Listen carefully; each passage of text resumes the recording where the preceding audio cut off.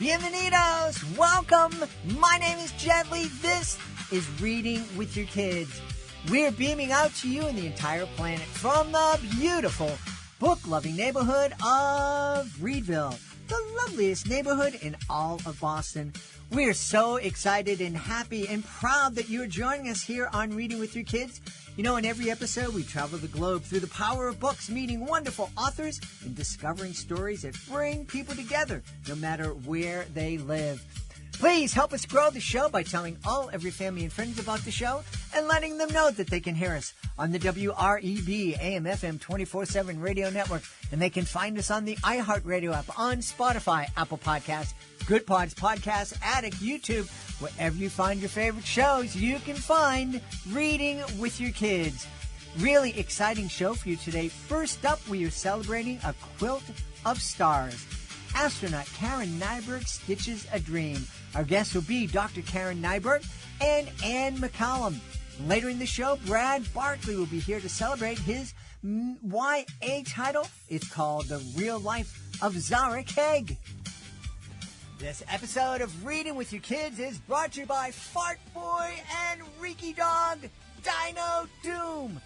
Fantastic new graphic novel written by New York Times bestselling author Joan Holub, who's written over 200 amazing books for kids.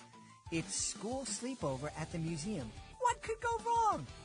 Well, how about this? A snack-fueled explosion of garbanzo beans and peanuts unleashes a stink so powerful it brings the dinosaurs back to life. Now, Fart Boy, Reeky Dog, and their friends are in the middle of a dino-sized disaster. They have to solve tricky riddles, find missing bones, and stop the stinkiest villain of all, Professor Gravy Pants. Because if they don't, the dinosaurs could take over. Or worse, they could become Dino Dinner. This action-packed graphic novel is bursting with friendships, adventure, and enough laughs to shake the museum walls. If your kids love superheroes, if they love dinosaurs, and if they love to laugh until they can't breathe, then Fart Boy and Reeky Dog Dino Doom is the book for you. Because sometimes the power to save the world comes from the unlikeliest place. Grab your copy today and get ready for a reading adventure that's truly dynamite.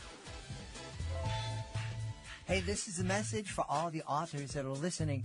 You know, you worked hard on your book. You spent months, maybe years, writing, revising, dreaming, and believing.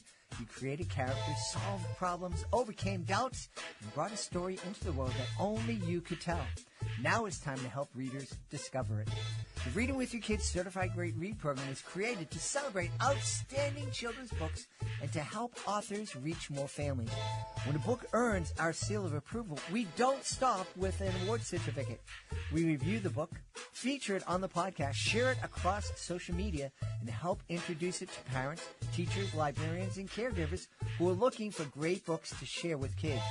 Because your story matters. And the families who need your story deserve a chance to find it. Please visit readingwithyourkids.com and click the Authors Click Here button at the top of the page to learn more. That's readingwithyourkids.com. Let your book find the readers it was written for. My friends, get ready for an out-of-this-world episode of the podcast. Coming to us first from Utah, please welcome astronaut Dr. Karen Nyberg. Hey, Dr. Karen, how are you? I'm doing great. How are you doing? Wonderful. I can't wait to speak to you. Also joining us is Dr. Karen's co-author, joining us from Virginia, Anne McCallum. Anne, how are you? I'm great. Glad to be here. And my friends, our authors here are the authors, the creators of A Quilt of Stars, Astronaut Karen Nyberg Stitches a Dream. Dr. Karen, why don't we start with you? What is this story all about?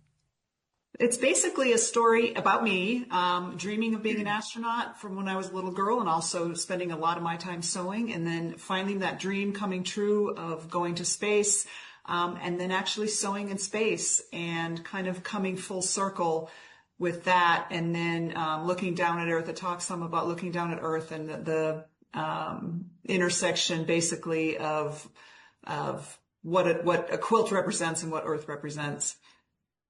So neat. I'm curious, Anne, how did you and Karen connect to write this? Well, it actually started with another book that I have, which is called High Flyers. And it's a completely different book. I was researching astronauts and aviators, and I had come across Karen's story, and I thought, oh my gosh, this sounds like an amazing person. So I reached out to her, and I got her story, and I interviewed her for that book. But there was something, I didn't really focus on the Quilt of Stars piece of it, or the quilting in space piece of it. And so it was just kind of niggling at me. And then when we connected a couple of years later, we started talking about this whole other story, and we decided that, this really needs to be its own book. And so that's kind of the genesis of the whole thing. Yeah. How neat. So, Dr. Karen, you were up in space, and I have to tell you, I am super stoked being the host of the Reading with Your Kids podcast. I've gotten to meet so many amazing people. We just had Dr. Kathy Sullivan on, the first U.S. woman to walk in space and then explore the Mariana Trench. We have you, Dr. Karen. I'm guessing the first woman to make a quilt in space. What was that like? I'm just trying to picture it, because I've also had a chance for another podcast to talk to another astronaut, and she was telling me how, just for goof, she wanted to see what it was like to sleep without locking yourself in, and she found herself underneath a table or something in the morning. How does one go about cutting and sewing when you're floating around the International Space Station? Some of it can be quite challenging. Some of it is not a lot different than doing it on Earth. But what I would do is prime myself. We have those little sleep stations that are about the size of a broom closet. And I would have my back against one wall and prop myself in there with my feet on the other side. So I was in a stable place. And then you utilize Velcro a lot to hold supplies. I would put things in a Ziploc bag. And then I also had a sheet of Velcro that I could attach to my wall. And then, so everything has Velcro on it. So my little needle case had a little blue dot of Velcro. My scissors had a blue dot of Velcro. So I could, put that on the Velcro sheet. And then there's also Velcro on the Ziploc bag. So things you couldn't put Velcro on, like the fabric, would go in the Ziploc bag. The worst part was cutting, because just imagine you take a piece of fabric and hold it in front of you where you're sitting right now and try to cut a straight line. And I didn't have my sewing scissors with me either, or fabric scissors. So the scissors weren't very good. But actually the actual process of sewing, putting the needle in isn't any different than when you're holding it on Earth and doing that. But, I would love to see a video of you there trying to cut the fabric as it's floating away from you. That would make for a great cartoon. Yeah, I would. Unfortunately, I never took a video of me actually do it in the process of sewing. I took one picture of when I was doing it, but I took no videos. In hindsight, I wish I would have just set up the camera and taken some video. Yeah. Well, you can't think of everything. You got a lot going on up there in space. And I'm curious, as Karen is telling you this story, how are you envisioning? Are you just imagining being with her on the International Space Station, trying to catch that floating piece of fabric? Yeah, well, first of all, I remember being a little girl and thinking how cool and amazing it was to be an astronaut. And there was a tiny part of my life when I was like, oh, I want to be an astronaut too. I ended up being a teacher instead, but so that piece of me, I was just intrigued by, Karen's determination and, all the effort it took to become an astronaut. And then, just the whole idea of her looking out of the cupola and noticing that Earth was like this patchwork of, no country borders, but just, beautiful, features and things. And I just thought, wow, there's like a metaphor here, how all those pieces go together, just like a quilt. We've got this piece, this piece, this piece. And, I don't know, it just was, very intriguing. And I thought this is a story that has to be told, and I, of course, obviously admire Karen's, fortitude and all that she's done as well. Yeah. Boy, Karen, hearing this story now, you quilted it, the piece that you quilted was 9x9 square, was it? Yep. And then you brought it back home, and then it didn't stop with that 9x9 square that you created up in space. Tell us what happened when you got back to Earth. Yeah, so NASA worked with the International Quilt Festival and put out a call to quilters around the world to submit blocks with a star theme. And then the original idea was my 9x9 quilt block would then be sewn together with whatever quilt blocks they received to make a quilt. And it ended up being an overwhelming project. People were not expecting to get over 2,400 quilt blocks. Wow. And from over 30 countries. Wow. I mean, it was definitely, for sure, a global project, much bigger than anybody anticipated. And so then my block was sewn in one of the quilts, and 27 other quilts were made. And they were displayed for the first time after I returned from space at the International Quilt Festival in Houston, and I was able to be there, and see them. And it was so incredible to see them close up. I bet. And have you been able to see the quilts, and what did you think? No, I haven't, not in person. Obviously I've done, tons of research, and I've seen pictures online and things like that. But no, not in person. Not yet. I mean, not yet. Hoping to do it soon. That's what we have to keep on teaching our kids. It hasn't happened yet. And Karen, one of the things I love, and this is something all the astronauts that I've spoken to have mentioned, is that when you're up in space, there are no borders. There's no stickers that's the U.S. and that's Russia and that's Iran. It's just all one big world. And I'm told it's a pretty spectacular and beautiful view. It is. It's pretty profound, actually, and I think most astronauts come back with kind of a change in perspective. And there's something that's been coined the overview effect of kind of what happens when you see it. You step back and you see it from that level.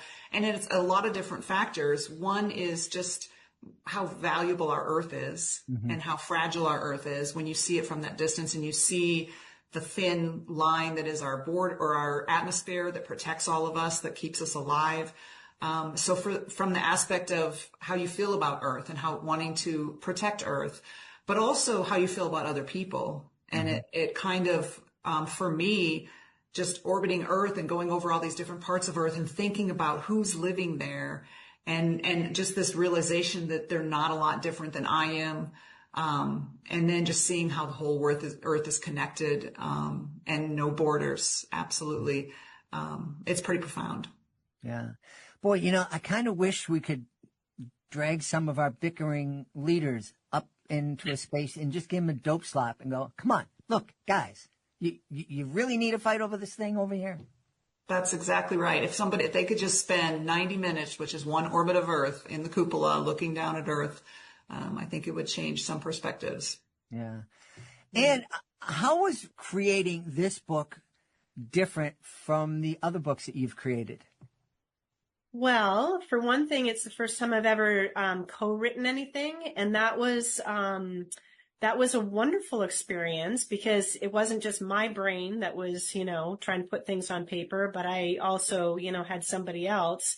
But it was also Karen's story, and I don't know, there's something about this story that really touches my heart. I said the piece about the determination and the fortitude and the hard work to become an astronaut, but also everything you just said, that integration of humanity, that feeling that we're all more similar than we are different. So it just, this really touches a piece of me that, in my other books, yeah, too, but this one has more emotional impact, I think, in some ways. Yeah. Talk about an adventure. You know, we always talk to kids. We're going on an adventure in the story, and it blows my mind that as somebody who grew up fascinated with the Apollo program and the Mercury program, and I remember where I was when I was coming out of a theater. We had just seen a matinee performance of Godzilla versus some creature, and got into my aunt's car going home, and we heard on the radio that man had landed on the moon. And later that night, we saw the video and whatnot, and the whole world was just spellbound by this accomplishment. And now, you're going up into space. We kind of take it for granted, and we shouldn't. Talk about an adventure. You know, human beings are getting on top of this rocket, that's going to jet out into space and then come back. And it just blows my mind, Karen. It's just incredible. It is. I know. I remember many times feeling that way, where it becomes people start taking it for granted until something really bad happens, or something new, like the Artemis 2 launch, which was amazing earlier this year. But yeah, but space is one of those things that it's like you can get people from every aspect of life to back it, and it's so inspiring. And if anybody who has ever watched a launch, especially the shuttle launches back in the day, I mean, you watch that and you can't help just to be proud of what humans have accomplished.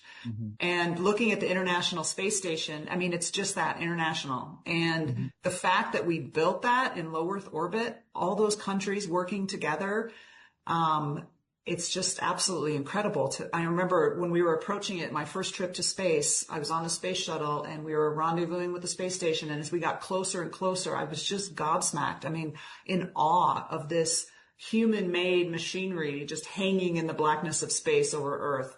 Just incredible. And most of the parts were not put together or test fit until they got to space. It's just incredible that we were able to do that. And we still, to this day, have human beings from several countries that don't necessarily always get together or get along well politically, working together in space. So I think it's just a great example of how we should live life, basically. Yeah. Talking about Artemis, Karen and Anne, you talked about wanting to be an astronaut when you were a kid, and Karen, it was a lifelong dream that you made happen. My daughter was very good friends with a wonderful young woman. They danced together for a number of years, and both of our families were very close. And she always told me, she said, I'm going to be in the space program. Like to be an astronaut, but I'm going to be part of the space program. And she was a big part of the Artemis 2 team. Oh, I love it. I'm so proud of Rosa. It's wonderful when we see a kid make their dreams come true. Can you talk, Karen, a little bit about how, as parents, we can do that? We can support our kids' dreams, no matter how crazy they might seem. That's absolutely right. My parents, I grew up in a small town in Minnesota. Neither of my parents had gone to college. It was a large family, 5 brothers and sisters, and it was kind of far-fetched. She wants to be an astronaut. Okay, that's cute.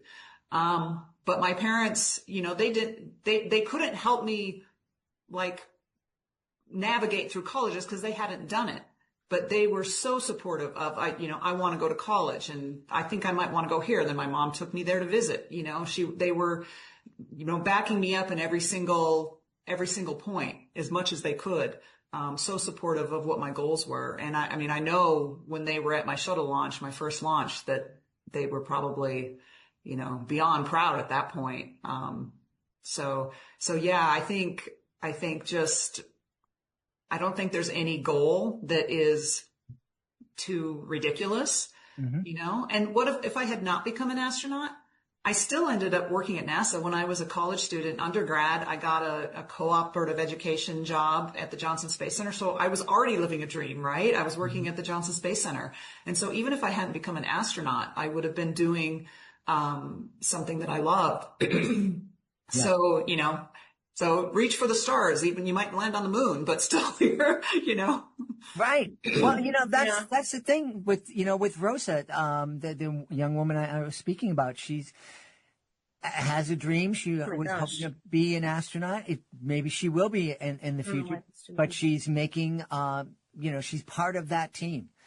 And I was just going to add too, the whole idea of writing books about role models. Oh my gosh. I'm sorry. My video keeps cutting out. No worries. But anyway, just, the idea of parents sharing books about role models. I'm so sorry. I don't know. You can just leave that. Don't worry about it. Okay. Anyway, so that's just another piece, that parents can do as well. Read a lot of books. Anne, you make a good point. I think that's where it's a great place where dreams can start. When we're reading books with our kids, whether it's a book like A Quilt of Stars that talks about space travel and exploration, or a book about STEM or STEAM or whatever it is, we just sit down and just start talking to our kids. So what do you think? Would you want to be an astronaut? Would you want to be a teacher? Would you want to be a writer? And just get kids thinking. I had an experience. I remember, Karen and Ann, I did educational magic shows for 35 years. And I remember being between shows and reading something where they said, this university just did this big study and it found that kids who have dreams are happier and achieve more. And I'm like, well, this is ridiculous. What kid doesn't have dreams? And I thought, well, let me do an experiment. So for the week, I'd be in front of 400 or 500 kids and I go, how many of you guys have a dream? When you grow up, you want to do this or that? Just raise your hand. And there was never more than 40% of the kids in any audience raise their hand. And that just kind of blew me away. So we have to encourage our kids to dream from, I think, a very young age. Absolutely. That's interesting. Yeah. So, tell me, how did the creative process happen? And did you talk to Karen and get the story and then get to the keyboard and then share what you had put together? Or was Karen there? I heard that Henry Winkler, in writing that Hang Zipper series, he fought and scratched for every word that went into the manuscript. How did that creative, collaborative process go, Anne? Well, and sorry about the video. I keep flicking it back on and it flicks off. So I'm just going to leave it for now because it's kind of distracting. But basically, I kind of had Karen's backstory already, because of, I'd interviewed her process to become an astronaut and things. And so, so we kind of just talked about this whole astronomical quilt thing, and we teased out, sort of the themes, and because it was a picture book, it was for a younger audience. So it was a little bit different than what I'd done before, which was a YA audience. And so it was just a lot of how can we reach kids? And again, what do we want to do? We want to inspire them to reach for the stars. We want them to, realize that no dream is too big. We want them to see that space and, something that seems so impossible is really attainable and real and, inspiring and, and to appreciate all that ingenuity. So we just, we kind of went through all these different ideas and, just went back and forth and talked about it. And, the beginning part of it, a lot of it was online or, through meetings or whatever. And we only, when we met face to face, it was like, oh yeah, oh my gosh, this is so cool. And, I don't know, I think we're both obviously very excited about this book. So it was a fun and inspiring journey for sure. Yeah. Karen, we've kind of touched on, encourage our kids to dream and supporting their dreams and whatnot. And those are great things to talk about as a family as you're reading A Quilt of Stars together. But what about the other point that we just touched on earlier?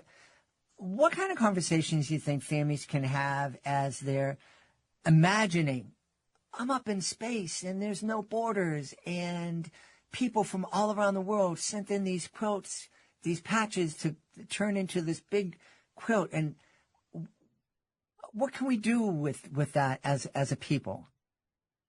Oh gosh, I guess just talk about, I think it's so easy for us, especially people that don't have the opportunity to travel a lot, and you kind of end up in your little bubble, and you don't know what you don't know, right? Mm-hmm. And so just this understanding that there's more out there, and that what else is out there isn't that different than you. Mm-hmm. And so just, I guess the conversation of being accepting of people because of that, and being accepting that there are different cultures that may do things differently, but at our heart and soul, we're the same. Yeah. And you really get that perspective when you step back and see it from low Earth orbit. Yeah. Yeah. So exciting. Dr. Karen, are you planning on heading back out into space at any point? No, I'm done. I retired from NASA in 2020. Uh-huh. So now I'm on to other things like this book and textile art and quilting and fabric design and things like that. Wow. Perhaps you'll design the next spacesuit for the trip to Mars. There's a lot of good fabric opportunities in the space world, that's for sure. There you go. I love it. I love it. Hey, Anne, could we tell everybody where we can go to find out more about A Quilt of Stars, Astronaut Karen Nyberg Stitches a Dream, and find out more about all the great books that you've created? Yeah, well, first of all, I'd encourage everybody to take a look at the book trailer. And the easiest way to do it is just to say A Quilt of Stars book trailer and just Google that. And then people can watch that book trailer, and that kind of gives a sense of the whole book. Mm-hmm. So that's really good. The book itself is available online anywhere for pre-order at this point. It comes out in September. My website is AnneMcCallumBooks.com, and so that tells a little bit more about me. Karen's got her website as well, which is KarenNyberg.com. Is that correct, Karen? That's correct, yeah. Yeah, I thought so. And so online we're out there. And Dr. Karen, I'm just going to put this out there. We're very proud that Reading with Your Kids has been downloaded to every continent on the planet, including Antarctica, because we had a guest on who wrote a book about penguins that was inspired by his time down in Antarctica, and he made a phone call. So if there's any way you can help us get uploaded to space, I'd be eternally grateful, but no pressure. I know there are astronauts who have done reading programs in space where they read to children from space and everything. So it's probably not that far-fetched. Okay, we'll work on it. We've had a really great time speaking to the authors of A Quilt of Stars, Astronaut Karen Nyberg Stitches a Dream. Our guests have been Anne McCallum and Dr. Karen Nyberg. My friends, thank you so much for being with us. Thank you. It was a joy talking to you. Thank you so much. Hey, my friends, I want to tell you about a coffee company I recently discovered that really lines up with the values we talk about right here at Reading with Your Kids. It's called a Frera Coffee Company, and they're doing things the right way. The coffee is sourced directly from certified Rainforest Alliance farms in Central and South America, with a big focus on farms in El Salvador. I love El Salvador. They work directly with local farmers, support sustainable farming practices, and even use recyclable and combustible packaging. Now, all of that would already make me feel good about supporting them, but honestly, the coffee itself, it's fantastic. You can really taste the quality. The beans are grown in rich volcanic soil and carefully roasted, so the flavor really comes through smooth, rich, and super aromatic. Now, whether you're somebody who loves a strong espresso to get moving in the morning, or you prefer a lighter roast while reading a good book, Afrera has something you're going to enjoy. And this is kind of beautiful.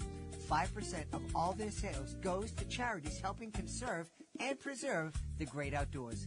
So if you'd like to try coffee that tastes amazing and supports good people doing good work, head on over to afreracoffee.com. That's AFUERA coffee.com, and use the promo code READ to get an exclusive 15% off your order.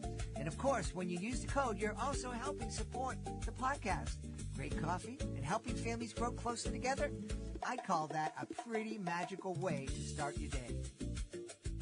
Joining us right now from the beautiful mountains of Maryland. Didn't expect me to say that.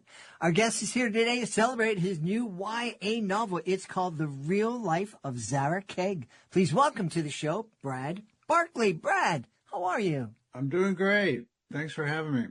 Delighted to have you on. My attention was really drawn to this book when I saw, I guess you call it the tagline for the book, Love, Grief, and Godzilla. Right. I was one of those kids who was at the movie theater every Saturday to watch Godzilla versus whatever monster the radiation caused. Right. Mothra. Right. Yep.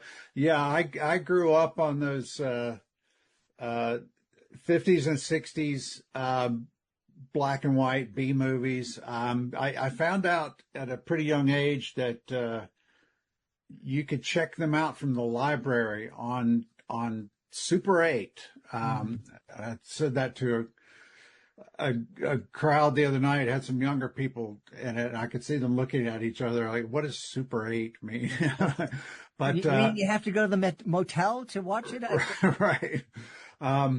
I would watch those movies in the basement by myself while my family was upstairs watching regular TV. But I've just always loved those movies. I knew I would write about them someday. I didn't know it would be this book, but yeah, I love those movies and still do.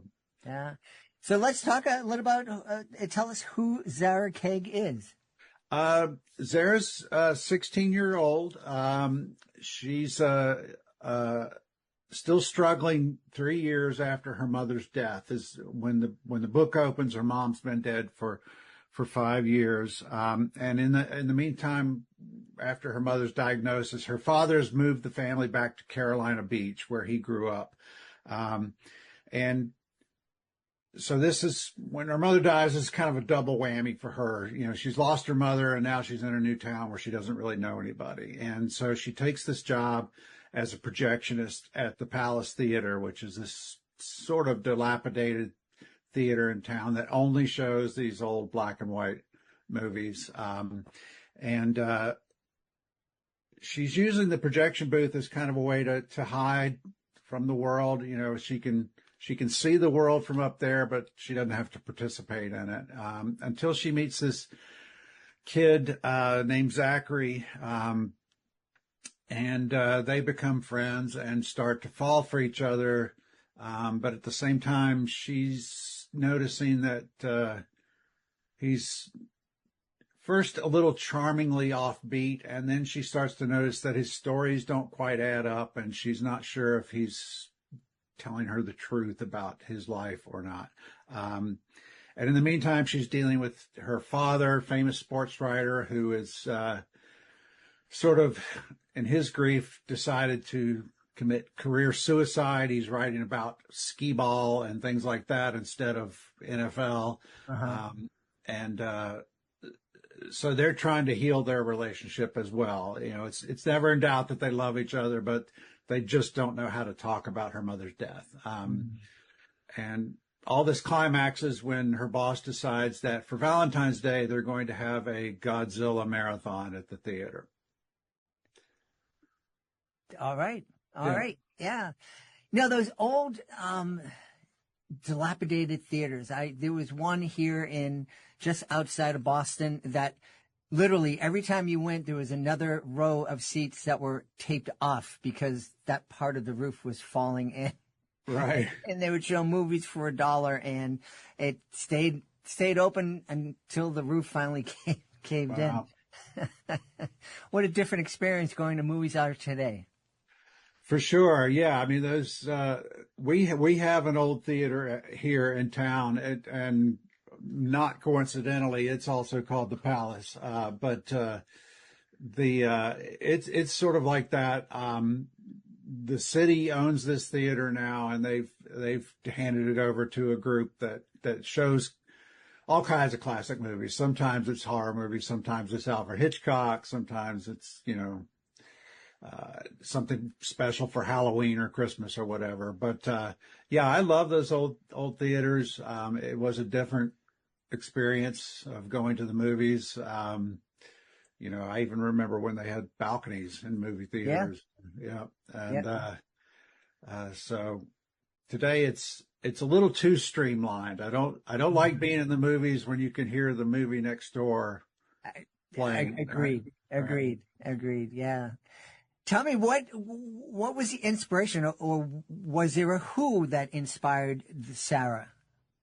No, when I write, the first thing I usually start with, whether I'm writing for young adults or for adults, is I start with, and this just usually comes from nowhere. I don't know exactly where it comes from, but I start with I see a character in a setting, and they have some sort of situation. So a character, a place, and something's going on with them. And so I saw this young woman in this projection booth of what I was thinking of as our Palace Theater. I hadn't come up with the fictional one yet, and didn't even know her name yet. And I knew she was hiding from something. I hadn't figured that out yet. But that's all I need to get started is that character, a place, and something's going on with them. In this case, I knew she was hiding from something in her life.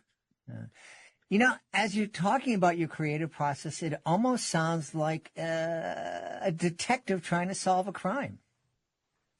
It's, a lot of people, if you follow writing Twitter, X, I guess it is now, which I don't necessarily recommend, but sometimes there's a lot of stupid arguments on there. But one of them described all of social media, right?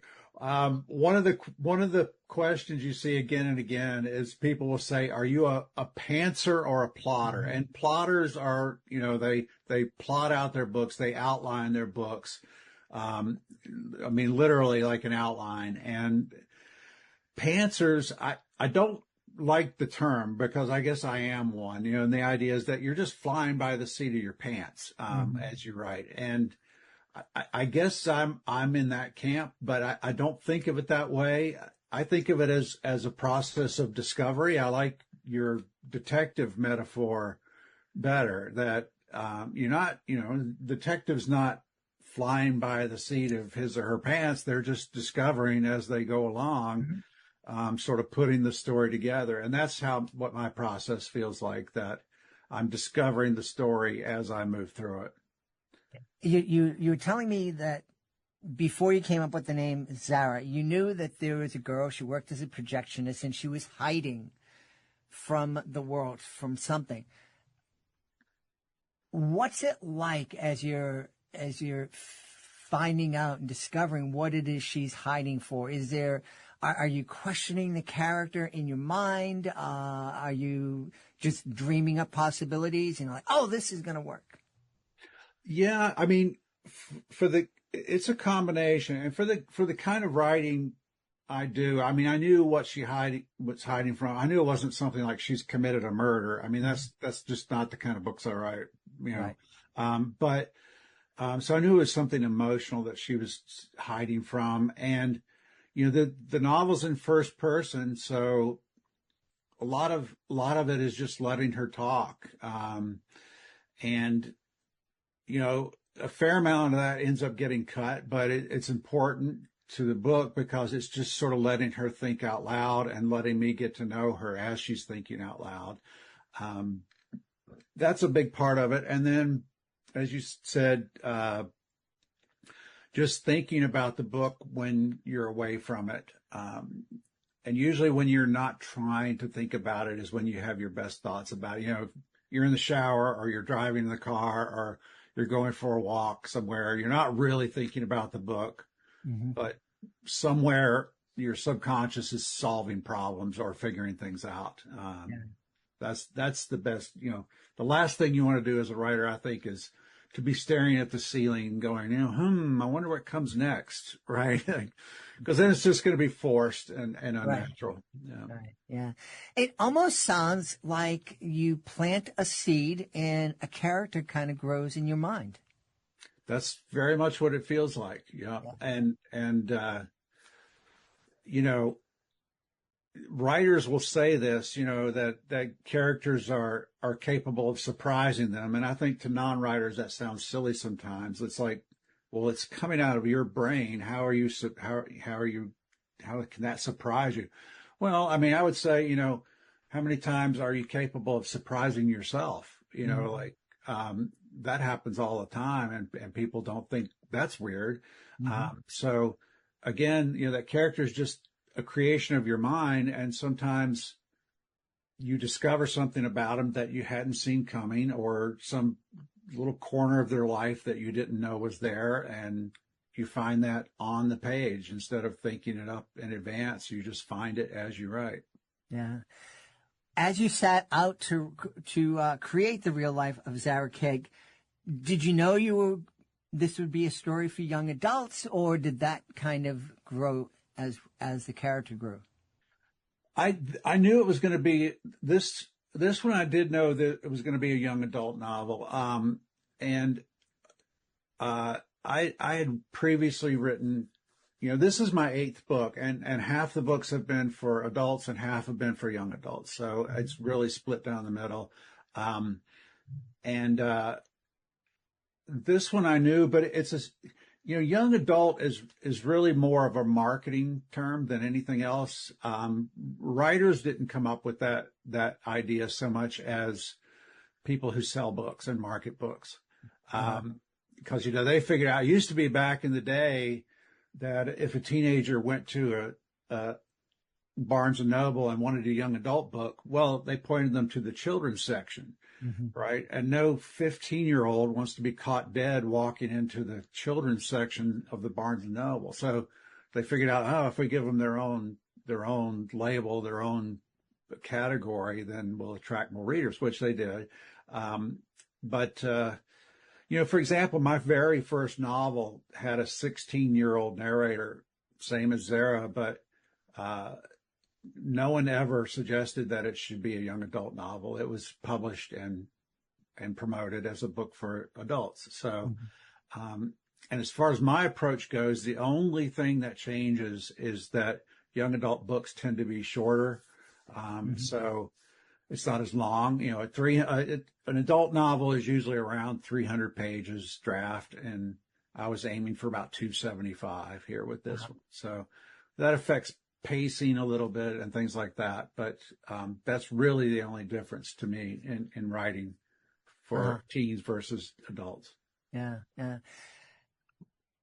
It seems I'm on your website and I'm looking at the different books, and it seems like you, from the cover art of the books, you like to write from about a time past. I would say a common theme is nostalgia in my books. You know, so even though Zara Keg is set now, there's a lot of elements of nostalgia in it, obviously, with the dilapidated theater and the old movies and so on. And then, you know, that kind of fits Zara's story. She's, you know, as she says at some point, I can't be nostalgic. I'm only 16 years old, right? So what am I nostalgic for? But she's nostalgic for the days when her family felt normal, when her mom was alive, she felt close to her father, and so on. She wishes she could have those days back. So yeah, that is a frequent theme for me, and it's been pretty consistent through my work. Yeah, yeah. Did you always know that you wanted to be a writer? No, I I described it as when I was a kid, I was vaguely creative is the term I use. So like I knew I had some creative bones in my body, but I couldn't find the proper outlet. So, it was piano for a little while, and it was guitar for a little while, and it was photography for a little while, and so on. And at some point, around when I was an undergraduate, I was taking a fiction workshop, and I thought, if I don't settle on something and really dig into it and practice it, I'm not going to be good at anything. Mm-hmm. So I just happened to be taking this writing class at the time and decided, okay, that's it. I'm going to write. And so if I'd been doing something else, I might be a saxophonist today instead of a writer, but writing it was. And so I've stuck with it ever since. Yeah. Tell me, we really encourage families to read together. And I'm imagining, I can't imagine too many families are going to sit down and curl up on the couch and read the real life of Zara Keg out loud together. But I think this could be a fun book for a parent and child to co-read and then come together during a ride to school or at a mealtime or whatever to chat about. What kind of conversations do you think that family might be able to have? Yeah, in fact, this was just reviewed in the Mississippi Courier Ledger, I think is the name of it. There's the state paper in Mississippi, and their reviewer suggested this would be a great father-daughter read because it's so much about their relationship. I think, a lot of the book is about loss, about grief, about figuring out what your life is going to look like at that age, or really at any age. I mean, as Zara's sort of figuring out what her new life is going to be like, her dad's sort of going through the same thing. He's this very famous sports writer, but he's kind of become disenchanted with sports writing. So, he's a middle-aged guy and still trying to figure it out. Another theme in the book is mental illness. That was something, I grew up with in my family, not me personally, but it was affected some members of my family and something I grew up with. So I wanted to write about that with some real sensitivity, but also some real honesty, which some books I've seen that deal with that sort of treat it as, sort of the problem of the week. Like, if a sitcom dealt with that, well, it would all be solved in half an hour. And, I think I've seen, read a lot of books that are like that. And so I wanted to sort of treat it differently. The audience for the book, that may not be their life, but I think that's one of those issues that touches everybody's life in some way. Everybody knows somebody who's dealing with some kind of mental health issue. I was careful that it's not a mental health book. Mm-hmm. It's not about that. It's just a facet of one of the characters' lives and something that is dealt with in the book. Yeah. Right. You mentioned Zara's father kind of being disenchanted with his being a sports writer and trying to figure that out. I think that would be also a great conversation to have, this idea that you're 16 right now, Zara. When you turn 18, you're going to know what you're going to do for the rest of your life, or when you graduate from college. And that's, especially these days, that's just not realistic. And I think if parents and kids have this conversation about, hey, life is kind of, you never have it figured out, and it's always just kind of like a goal to figure it out and to learn from it as you grow. Right. And, I mean, we've all seen those statistics now that, on average, people change careers 2 or 3 times in their lives. And, so I think that's part of what this novel's about is figuring out who you are, what you're doing, what gives you meaning in your life at any age. So yeah, I think that'd be a great conversation to have. And I think it's especially apt for kids that age, because that's the age for most people where you're starting to see your parents as people. Mm-hmm. And I think reinforcing that idea, especially if parents and children would co-read this book together, that's a conversation to have, that the parent admitting, that I am as flawed and confused, and life is a struggle for me as much as for anyone else. And then the flip side of that also, adults recognizing and remembering what it's like to be 16, 17. And Zara talks about this in the book, that some of the emotional stuff she's going through, falling in love with Zachary, that, adults tend to treat some of this stuff, especially young love, as sort of cute. But, that's it. And she says, the reason they treat it as cute is because they forget. That's a real emotional upheaval at that time of life, at that age. And, we know those years are marked by that kind of upheaval because you never forget them. Right. You can still be thinking about, even at my age, thinking about something that happened or something that somebody said to me at age 16, 15. And it's still in my mind. I'm still thinking about it. It still affects me. Yeah. And, I said this at a Q&A the other day. I said, anybody who's ever worked in an office setting knows that it's basically middle school. I mean, we don't really change that much from that age into adulthood. We don't become these, perfect, we've got it all figured out, upstanding citizens. We're still just sort of muddling through. And I think that would be a good conversation to have as well. Absolutely. Hey, let's tell everybody where they can go to find out more about the real life of Zara Keg and find out more about you. BradBarkley.com. It's pretty much all there.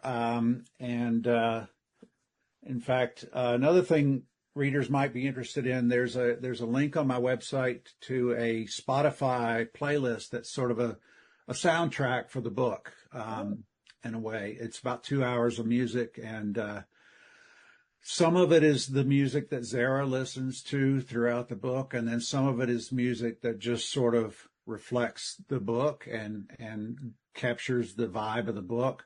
And also mixed in there are some trailers from these old sci-fi movies as well. So it's a lot of fun to listen to, and so that can also be found. So everything's on my website, bradbarkley.com.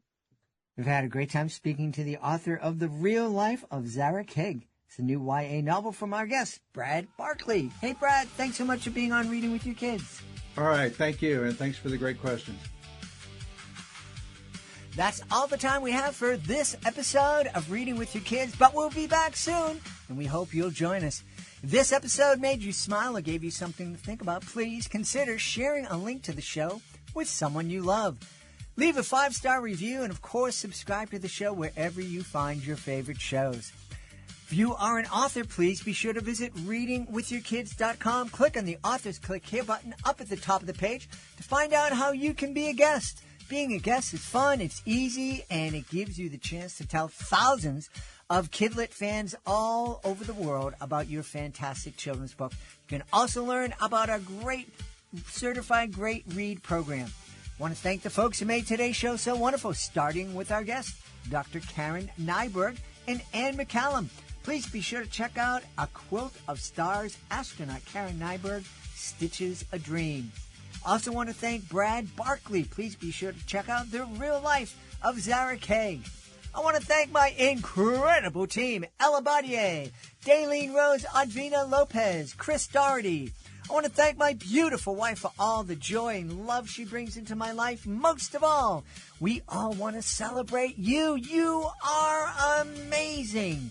You are always making the world a better, more empathetic place, and you are giving your kids a chance to experience great joy, great happiness, and you do that every single time you read with your kids. I'll be looking for you in the next episode of Reading with Your Kids.